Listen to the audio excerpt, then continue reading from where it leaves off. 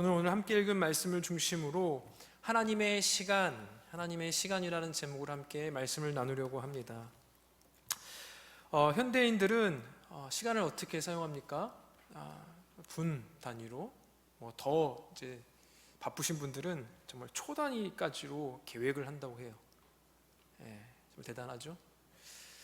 약속을 하더라도 그냥 몇 분, 몇 시 몇 분에 보자라고 이렇게 이야기하지, 우리 해 질 때쯤 보자, 달이 뜰 때쯤 보자, 이렇게 하는 사람들은 없어요. 어떤 사건이 중심이라기보다는 정확히 계량된 어떤 시간 개념에 따라서 우리는 살아가고 있습니다. 요즘도 한적한 시골에 가면 그렇게 좀 오지가 아닌 이상 사실 그렇진 않겠지만, 그렇게 한적한 시골에 가면 해가 지면 어두워지죠. 굉장히 어두워지기 때문에 옛날 어르신들 같은 경우는 이제 잠자리에 들고요. 또 해가 뜨면 또 하루 일과를 시작해요. 굉장히 요즘에 빨리 해가 뜹니다. 그런 것 같이 정말 고대에는 시간을 생각할 때 어떤 정확한 어떤 시간을 계량해서 시간을 사용한다라기보다 어때요? 지금처럼 어떤 사건 중심으로, 절기 중심으로 그 시간을 생각을 했었습니다. 그런데 그 시간, 하나님의 시간을 살펴보기에 앞서서 지금 사도 베드로가 그 하나님의 백성들에게, 귀한 소아시아 성도들을 향하여 베드로가 뭐라고 부르고 있어요? 사랑하는 자들아, 사랑하는 자들아. 앞에서 몇 번 반복이 된 것 같아요. 사랑하는 자들아, 주 안에서 사랑하는 성도 여러분, 이러면서 시작을 하는 것이죠. 이것은 무엇입니까? 우리가 지난번에 살펴본 것처럼 5절에서 이야기하는, 아니 그보다 계속 반복적으로 이야기하는 이 거짓 교사들과는 전혀 다른 존재들을 부르고 있는 거예요. 하나님께서 세상을 말씀으로 창조하시고 말씀으로 보존하시고 통치하신다는 그 사실을 5절에 보니까 일부러 잊으려 하는 그 거짓 교사들과는 정확히 대조하면서 부르는 단어가 바로 사랑하는 자들아. 그들은 뭐 했다고요? 적극적으로 잊으려 했어요. 하나님께서 온 우주 만물을 창조하실 뿐만 아니라 통치하고 계시고 보존하시고 하나님의 주권 속에서, 하나님의 섭리 속에서 모든 인생들 뿐만 아니라 모든 상황들이 이루어진 그 사실을 뭐 했다고요? 적극적으로 잊으려 했었습니다. 잊었어요. 그와는 반대로 성도는 그런 것들을 잊으면 안 되겠죠. 하나님의 역사를 잊으면 안 되는 거예요. 그래서 오늘 본문 8절을 보시면 사랑하는 자들아 쭉쭉쭉 가면서 뭐 하지 말아라? 다시 한번요. 8절에 사랑하는 자들아 시작하면서 뭐 하지 말아라? 잊지 말아라. 잊지 말아라. 잊지 말아라. 하나님의 시간, 하나님의 주권, 하나님의 섭리를 잊지 말아라. 지금 그것을 이야기하고 있어요. 거짓 교사들은 하나님의 말씀을 적극적으로 잊으려 했어요. 하나님의 주권을, 하나님의 섭리를, 궁극적으로는 하나님의 다시 오심과 심판을 잊으려 했던 자들이 바로 이 거짓 교사들이었습니다. 하지만 베드로는 8절을 시작하면서 사랑하는 자들아 라고 부름으로써 하나님의 언약 안에 있는 백성, 그 하나님의 백성이 그 언약적 사랑을 받고 그 사랑 안에서 하나님의 주권과 하나님의 섭리와 하나님의 통치와 하나님의 보호하심과 하나님의 인도하심 가운데서 그 하나님의 사랑을 받음으로써 언약 안에 있다는 그 사실을 깨닫게 하려고 지금 사도 베드로는 이야기하고 있는 거예요. 사랑하는 자들아 잊지 말아라. 하나님의 그 섭리하심을, 그 하나님의 역사하심을, 그 시간을 잊지 말아라. 여러분, 언약이 무엇입니까? 우리가 하나님의 언약 백성이 되었는데 그 언약이 뭐예요? 하나님과 그의 백성 사이에 맺은 그 약속의 뭐예요? 이야기, 약속의 사건이에요. 사건. 오늘날 우리는 그 계량된 시간을 개념으로 우리가 살아가잖아요. 그렇죠? 그런데 고대만 하더라도 사건 중심으로 살아갔다고요. 이야기 중심으로. 그래서 사랑하는 자들아 라는 이 칭호를 통해서 베드로는 지금 수신자들이 거짓 교사들과는 달라도 너무나 다른 존재라는 것, 그것을 지금 언급을 하고 있는 거예요. 그분의 언약이 창조와 보존하심, 통치하심으로 지금도 어떻게 되고 있다고요? 이루어지고 있다. 지속되고 있다. 그냥 우연히 그 질서가 보존되는 게 아니라, 우연히 어떤 일들이 발생하는 것이 아니라 뭐예요? 하나님의 주권 가운데, 하나님의 섭리 가운데 우리 한 인생의 이야기가, 한 나라의 이야기가, 우리 교회의 상황과 이야기가 누구 안에서요? 하나님 안에서 펼쳐진다라는 것을 잊지 말아라. 그것을 지금 이야기하고 있죠. 지금 이 한 가지를 잊지 말라고 당부하는 거예요. 하나님의 언약의 말씀을 생각하고 기억하고 붙잡고 있는 자들에게 있어서 이 한 가지만큼은 결코 잊지 말라. 그 한 가지가 무엇이에요? 그것은 하나님께서 보시는 시간에 대한 관점이에요. 하나님의 섭리 가운데 이어지는 그 시간들, 사건들, 즉 주님의 다시 오심과 최후의 심판, 그리고 구원에 관한 그 약속에 대한 태도, 그리고 지체하시는 듯이 보이는 진짜 이유에 관한 그 내용들, 그것을 잊지 말아라. 하나님의 영원한 사랑의 언약 가운데 있는 이 교회가, 성도가 시간과 종말에 관해서 반드시 알아야 할 것은 무엇입니까? 오늘 본문 내용들 그대로 보면 주께는 하루가 1000년 같고 1000년이 하루 같다라는 사실, 8절의 말씀이었습니다. 무슨 말이에요? 문자적으로 해석하기보다는 먼저 성경에서 이와 비슷한 내용이 어디 있는가를 살펴보는 게 정말 중요해요. 물론 우리가 성경이 글로 쓰였기 때문에 문자적으로 보는 게 중요해요. 하지만 문자적으로만 보는 게 아니라 문법적, 문맥을 살펴봐야 되고, 또 통전적으로 살펴봐야 되고, 역사적으로 살펴봐야 되는 게 바로 성경의 메시지예요. 한 구석만 봐서는 안 되겠죠? 근데 이 이야기가 어디에 등장하는가 봤더니 시편에 등장하더라. 시편 90편 4절에 먼저 쓰였는데요, 제가 한번 읽어볼게요. 시편 90편 4절이에요. 주의 목전에는 1000년이 지나간 어제 같으며 밤의 한순간 같을 뿐임이니이다. 비슷한 맥락 속의 맥락이죠. 그렇죠? 무엇보다 이 말씀은 영원하신 하나님과 잠깐 있다가 없어지는 그 인생을 대조하는 문맥인데요, 하나님은 산이 생기기 전, 땅이 생기기 전, 온 만물이 생기기 전, 곧 영원부터 영원까지 계시는 분이 바로 우리 하나님이세요. 이와 대조적으로는 모든 인생이, 모든 피조물들이 결국 어떻게 된다는 거예요? 더러워지고 썩어지고 쇠할 것이다. 아침에 돋는 풀과 같은 존재다. 잘 살면, 오래 살면 성경 뭐라고 했어요? 80이다. 80을 살아도 수고와 슬픔뿐이며 신속히 날아가는 존재가 바로 인생이다라고 성경은 이야기하고 있어요. 더구나 이 시편의 저자는 주의 노여움의 능력과 주의 진노의 두려움을 깨닫기를 경고하고요, 순간의 인생을 사는 인간은 지혜로운 마음을 얻어서 주의 긍휼을 간구해야 된다. 우리의 모든 죄악 가운데서도 하나님께서 우리를 경고하셔서 그 죄악을 깨닫고 주께로 돌이키기를 원하는 그 시편 기자의 어떤 노래가 담겨 있는 게 바로 시편 90편입니다.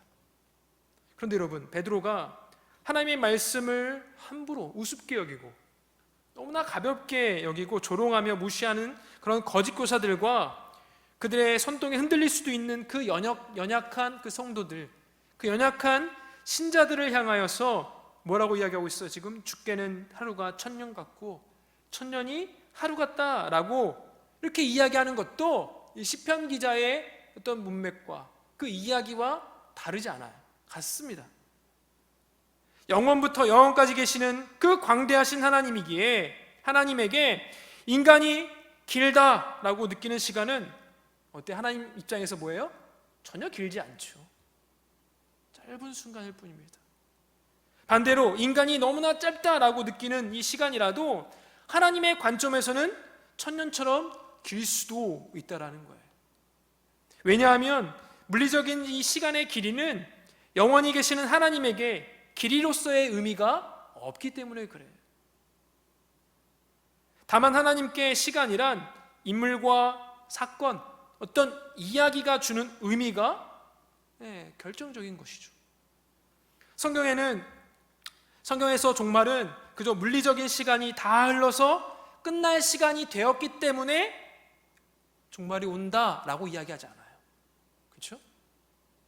이야기로서의 이 성경을 살펴보니까 돌아와야 할 하나님의 자녀들이 다 돌아올 때, 하나님의 그 원대한 피조물을 향한 그 뜻, 꿈이 하나님의 사람들을 통하여 이루어지고, 또한 더욱더 사람들이 악함이 더욱더 편만해질 때 비로소 종말이 올 거다.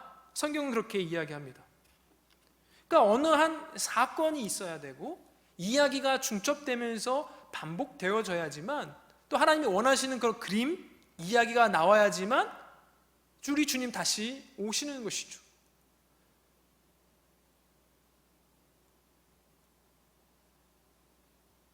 어느 아버지가 집 나간 자녀가 아직 돌아오지 않았는데 집 문을 걸어 잠그고 집을 떠나겠습니까?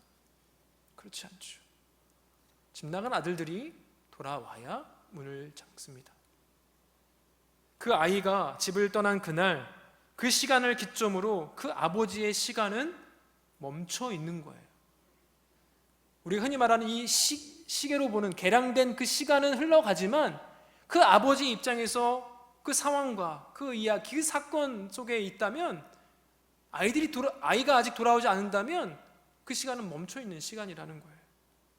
그 아이가 다시 돌아와서 아버지의 품에 안길 때 그 시간이 다시 흘러가게 되는 것이죠. 이렇듯 성경에서 시간은 이런 인물, 사건, 이야기 중심으로 움직입니다. 역사의 끝에 오게 되어 있는 이 심판주이신 하나님의 아들, 우리 주 예수 그리스도, 모든 사람을 심판할 권세를 받으신 그 아들이 이미 이 땅에 오셨기 때문에 종말은 이미 시작되었습니다. 허나 세상의 관점으로 보면 종말이 아니죠. 종말은 무엇입니까? 말 그대로 끝이에요. 끝. 그런데 성경을 보니까 이미 많은 학자들이 종말이 시작되었다, 하나님 나라가 이미 시작되었다라고 성경은 이야기합니다. 마지막 날에 떨어지게 될 하나님의 진노가 이미 이 땅 위에 쏟아지고 있어요. 하나님 나라가 임했을 뿐만 아니라 그 하나님의 진노가 쏟아지고 있다고요. 다만 그 무서운 형벌이 그분의 아들 위에 떨어졌다는 사실이 놀라울 뿐이죠. 그것이 다 원래 누구에게 갔어야 되는데요? 우리에게 갔어야 되는데. 종말의 심판은 이미 십자가에서 시작되었습니다. 하나님의 아들이라도 그가 우리의 죄를 대신 짊어지셨을 때 하나님께서는 그 죄에 대한 공의로운 형벌을 더디하거나 지체하지 않으시고 그 십자가 형벌 아래서 우리의 모든 진노를 누구에게? 우리 주 예수 그리스도께 다 퍼 부으셨어요. 어디에서? 십자가 현장에서. 여러분, 죄의 삭은 사망입니다. 다만 죄인인 우리가 아니라 그 죄를 모두 짊어지신 그 아들이 다 우리의 그 죄값을, 죄의 삭을 다 넘겨받으셨어요. 이렇게 구원과 심판의 역사, 하나님께서 주관하시고 섭리하시는 이 종말의 시간은 다시 한번 사건과 인물, 이야기 중심으로 이해되어야 되는 거예요. 그것은 물리적인 시간, 기계적인 시간을 중심으로 살아가는 이 바쁜 현대인들에게도 마찬가지, 오늘날 우리에게도 마찬가지라는 거예요. 아침에 학교 다녀온다고 인사하던 자녀가, 이런 어떤 뉴스들을 많이 들어봤을 거예요. 그런 자녀가 저녁이 되어도, 한 주가 며칠이 지나도, 1년, 2년, 3년이 되어도 돌아오지 못하게 되었다면 그 부모 입장에서는 그날은 멈춰 있는 거죠. 아이가 7, 8살 때 없어져 사라졌어요. 그럼 여전히 1년, 2년, 10년이 지나도 그 부모 입장에서는 내 아이는 몇 살인 거예요? 그냥 잃어버렸을 때 그 나이. 그냥 7, 8살로 계속 기억하고 있는 것이죠. 그 순간을 기점으로 부모의 인생은 그 전과 후로 나뉘어 버리는 것입니다. 아이와 함께 살았던 인생, 그리고 아이가 나간 날, 그리고 그 아이 없이 지내는 인생, 이렇게 나뉘는 것이죠. 그것이 지금 8절이 죽게는 하루가 1000년 같고 1000년이 하루 같다라고 말씀할 때 전달하고자 하는 그런 그런 의미입니다. 집 떠나 행방을 알 수 없는 자식을 기다리는 부모에게 하루는 천년 같을 거예요. 천년이라도 그 부모는 하루같이 기다리고 또 기다릴 것입니다. 그런 거예요. 가장 중요한 것은 무엇입니까? 돌아와야 할 그 자녀가 돌아오는 그 일이기 때문에 그런 거예요. 그 일이 있어야 멈췄던 시간은 비로소 다시 흐르게 되는 것이죠. 그때 그 아이가 부모의 품에 돌아오는 그때에는 비록 단 하루를 함께 살아도 천년을 산 것과 같은 그런 의미가 있을 거예요. 하지만 그 아이가 없다면 천년을 살아도 하루밖에 살지 않은 것처럼 허탈하기만 할 거예요. 시간은 원래 그렇게 그렇습니다. 그렇다면 종말은 왜 그렇게 지체되는 것처럼 보일까요? 지금 8절과 그 9절을 지금 연결해서 한번 살펴보려고 하는 거예요. 왜 이 종말은 지체되는 것처럼 보일까요? 거짓 교사들은 아예 그 원인을 하나님이 종말을 잊어버렸거나 어쩌면 하나님이 안 계시는구나, 적극적으로 그 모든 것들을 잊으려 한다라고 했어요. 상관하지 않는 거죠. 하나님의 직무유기, 아니면 하나님께서 성실하지 않구나, 게으르구나, 조롱하고 있습니다. 그러나 베드로는 그 구절에서 그 진짜 원인을 밝히고 있어요. 그 핵심 내용은 세 가지인데 우리 9절 말씀 같이 한번 보겠습니다. 시작. 주의 약속은 어떤 이들이 더디다고 생각하는 것 같이 더딘 것이 아니라 오직 주께서는 너희를 대하여 오래 참으사 아무도 멸망하지 아니하고 다 회개하기에 이르기를 원하시느니라. 아멘.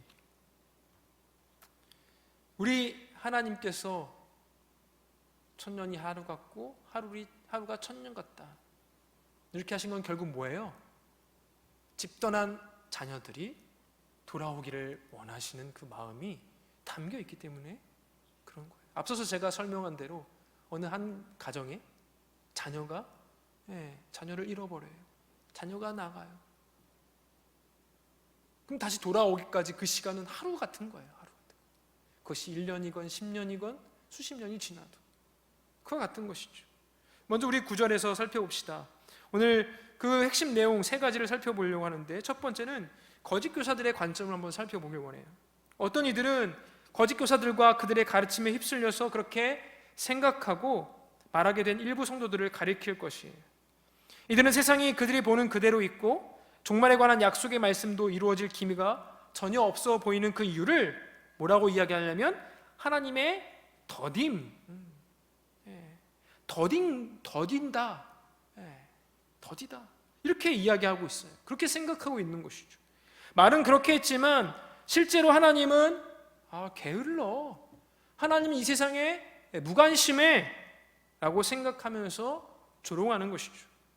오늘날도 많은 사람들이 성경에 기록된 이 종말에 대한 이 말씀, 곧 종말의 심판과 영원한 그 구원에 대한 말씀을 그저 있으나마나한 것으로 치부하는 거예요.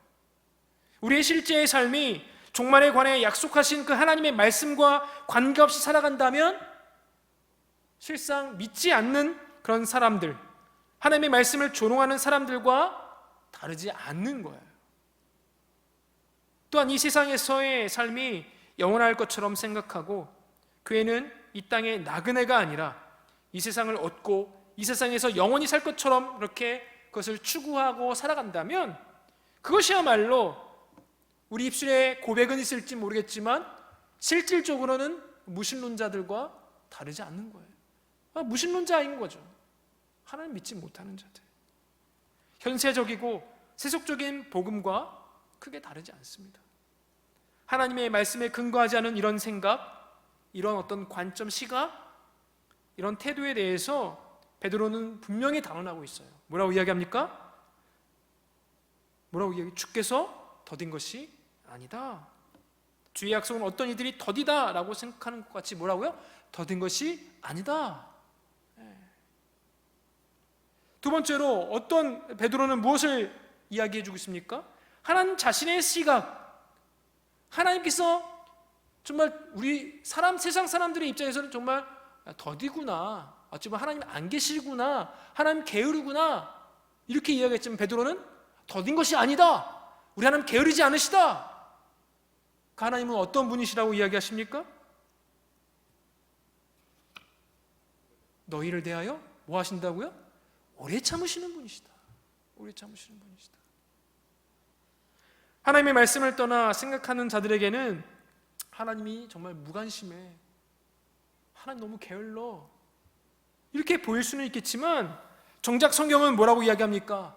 종말이 늦어지는 이유 뭐라고 이야기합니까? 하나님께서 누구에 대하여? 너희에 대하여, 우리에 대하여 뭐 하시기 때문에? 오래 참으시고 계시기 때문에. 그것을 알려주고 있어요. 우리가 어떤 사람의 행동의 이유를 진실로 이해하려면 그 사람 자신이 직접 고백하는 내용을 들어봐야죠. 그래야 정확할 거예요. 우리는 사람을 오해할 때가 굉장히 많이 있습니다. 흔한 이야기로, 오늘날 우리들의 어머니 그렇지 않지만 우리 어머니는 자장면이 싫다고 하셨어. 네, 정말 우리 어머니께서 짜장면이 싫었던 것일까요? 그렇지 않죠. 우리 세대는 사실 그렇지 않아요. 네, 여러분의 이제 부모님의 세대들, 부모님의 이제 엄마인 거죠. 여러분들 할머니. 자식을 위해 자식이 먹는 것만 봐도 배가 부르다 이렇게 표현을 하셨어요. 여러분 생각해 보세요. 뭐가 배불러요? 먹지 않는데.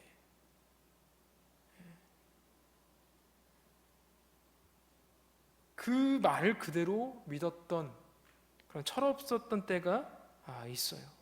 커서 엄마의 마음을 아는 나이가 된다면 그런 말씀에, 그런 말에 그저 그냥 안타까움과 또 어떤 눈물이 나게 되죠. 베드로는 하나님께서 종말의 심판을 늦추시는 이유가 순전히 오래 참으시기 때문이다. 더구나 그 오래 참으심은 바로 그분을 오해하고 조롱하기도 하는 누구 때문에? 우리 때문이다. 여러분을 위한 것, 우리를 위한 것이라고 지금 베드로는 증언하고 있어요. 구절의 마지막 부분은 여전히 하나님 자신의 관점을 또 보여주고 있어요. 또 하나님의 의도를 드러낸 말씀이지만 비교적 이 편지를 받고 있는 우리 자신의 관점을 고려해서 설명된 내용인데요. 종말이 늦어진 것은 뭐라고 이야기합니까? 하나님이 종말에 관한 약속, 그 진노의 심판과 영원한 그 구원의 약속을 잊으셨거나 세상에 손을 떼시고 더 이상 간섭하지 않으신다거나, 그래서 우리 뜻대로 살아도 된다는 그런 뜻이 아니라는 거죠. 실상은 불신앙과 죄, 우리의 불경건함과 불의에 대한 하나님의 거룩하신 진노가 임박해 있습니다. 실상은 하나님을 신뢰하고 그의 그 뜻을, 그의 거룩한 뜻을 쫓아서 의를 구하며 생명과 경건에 속한 그 신성한 성품에 참여하는 자들의 그런 예비된 영원한 구원이 분명히 임박해 있어요. 하지만 이 모든 것을 늦추시는 이유는 하나님 자신이 품으신 그 뜻 때문인데 뭐예요? 돌아오기를 원하는 거죠. 회개하기를 원하는 거예요. 회개하기를. 멸망이 아니라 뭐예요?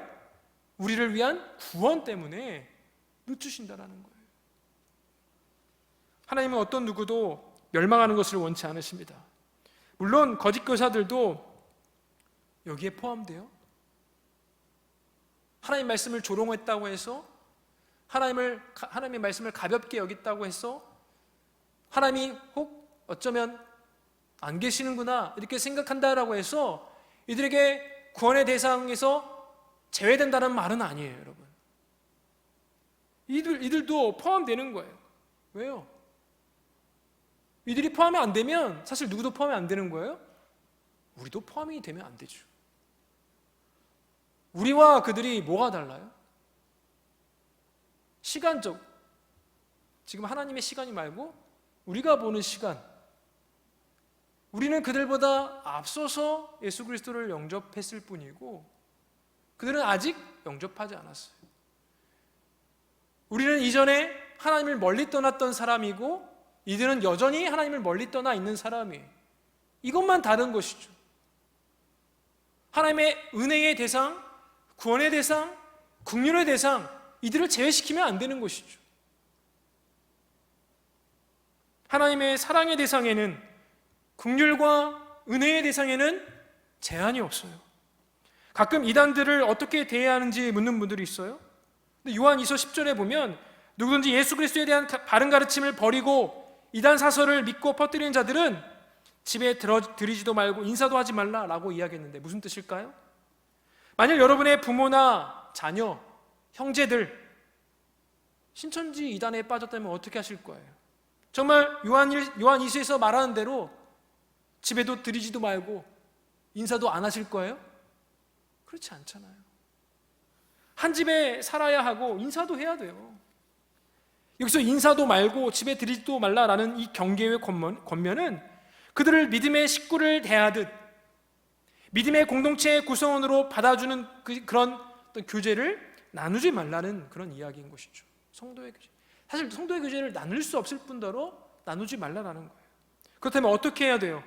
이단에 빠졌더라도 그가 부모고 자녀고 형제라면 누구든 결코 포기하기 어려울 거예요. 유다서는 이들을 향해서 가능하면 뭐하라고 얘기했냐면 건져내라. 그들의 회복과 구원을 위해서 긍휼히 여기라라고 권면을 하고 있습니다. 여러분, 하나님의 뜻은 무엇이에요? 이단이든 이 거짓 교사들이든 세상의 편만한 죄악에 빠져있는 그 모든 이들이든 무엇입니까? 그들을 향한 긍휼. 하나님이 원하시는 것은 긍휼, 하나님이 원하시는 것은 구원이라는 거예요. 구원. 그분의 오래 참으심으로 우리를 구원해내신 것처럼 여전히 그들을 구원하시기 위해서 뭐하고 계신다? 오래 참으시고 계신다. 거짓 교사들조차 멸망에 이르기를 원치 않으신다라는 거예요. 사실 우리가 죄인 되었을 때, 그리스도께서 우리를 위하여 죽으셨을 때 그때 우리는 그의 원수였어요. 이단보다 더 악한 악인들이었음을 기억해야 합니다. 그래서 하나님은 그 누구도 멸망에 이르기를 원치 않으시는 분이세요. 그것이 그분이 원하시는 바, 그분의 의지이고 그분의 뜻입니다. 거짓 교사들이 이런 하나님의 깊은 의도, 하나님이 그 원하시는 그 바, 그 뜻, 돌아오기를 원하고 오래 참으셔서 그들이 돌아오기를 원하는 그 뜻을 알았다면 아마 이 거짓 교사들이 그렇게 함부로 그 말씀을 조롱하거나 가볍게 여기나 하지 않았겠죠. 그런데 여러분, 우리도 그 말씀을 너무 가볍게 여기거나 조롱하거나 하지 말아야 합니다. 오늘이라는 이 주어진 이 시간을 오늘도 기다리시며 건져내기를 원하시는 그 하나님 아버지의 그 긍휼을 따라서 그 긍휼을 흘려보내며 우리는 살아야 합니다. 그것이 종말을 옳게 기다리는, 진실로 기다리는, 소망하며 기다리는 참된 성도의 삶인 것이죠. 주 안에서 사랑하는 청년 여러분, 하나님께서는 모든 이들이 회개하기에 이르기를 원하십니다. 하나님은 세상을 파괴하고 벌 주고 그리고 그들에게 어떤 벌을 줄지 정말 가득 분노하고 가득 화가 난 그런 신이 아니에요. 그럼 우리가 건짐받지도 못하는 거죠. 우리 하나님은 긍휼을 베풀기 원하시는 하나님이시고, 우리 하나님은 돌아오기를 원하시는 하나님이시고, 우리 하나님은 돌아올 때까지 기다리더라도 오래 참으시는 바로 하나님이세요. 하나님은 우리의 죄에 대해서 근심하십니다. 수없이 말씀하시고 권면하시고 경고하십니다. 여러분, 구약 성경을 한번 쭉 살펴보세요.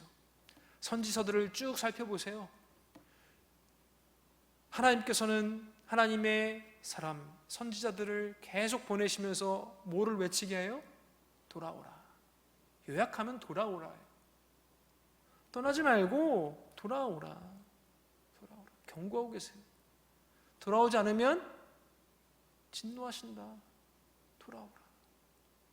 하나님이 그렇게 오래 참으신다. 그 하루가 천년처럼 길게 느껴지면서 하나님께서 얼마나 그 길이 참으시니. 그런데 그 귀한 하나님의 오래 기다림 속에서 우리가 돌아왔을 때 하나님께는 어떻게 느껴지는 거예요? 그 오랜 기다림이 짧게도 느껴지는 거예요. 1000년이 그래서 하루 같고 하나님의 시간에서는 하루가 1000년 같은. 주 안에서 사랑하는 청년 여러분, 언제나 우리 하나님은 거짓 교사들을 포함한 모두가 돌이켜 회개하기를 원하시는 거예요. 아직 오늘이라는 기회가 있을 때에 돌이켜야 합니다. 돌아와야 합니다. 하나님의 긍휼하심과 오래 참으시고 기회를 주시는 사랑을 우리는 우습게 여기거나 조롱하거나 가볍게 치부해서는 결코 안 될 거예요. 하나님은 여러분을 잊으신 적이 한순간도 없으세요. 여러분이 하나님을 잊은 거예요. 하나님은 여러분을 기다리지 않으신 적이 없습니다. 우리가 도망친 것입니다. 하나님은 등지고 달아나는 여러분의 등에도 따뜻한 햇살을 여전히 비추어 주고 계십니다. 그리하여서 하나님의 오래 참으심의 결과, 하나님의 긍휼과 하나님의 사랑의 결과, 우리의 어리석음이 주께로 돌이켜졌고 우리의 무지함이 주께로 돌이켜졌으며 우리의 하나님을 향한 그 원망과 불평이 돌아와서 하나님을 무궁히 찬양하며 영광 돌리며 감사하는 존재가 되었습니다. 얼마나 감사의 제목들 아닙니까? 얼마나 큰 감격 아닙니까? 우리가 그 하나님 아버지의 뜻을 헤아려서 우리가 그 아버지의 하나님의 마음을 알아서 어떻게 해야 돼요?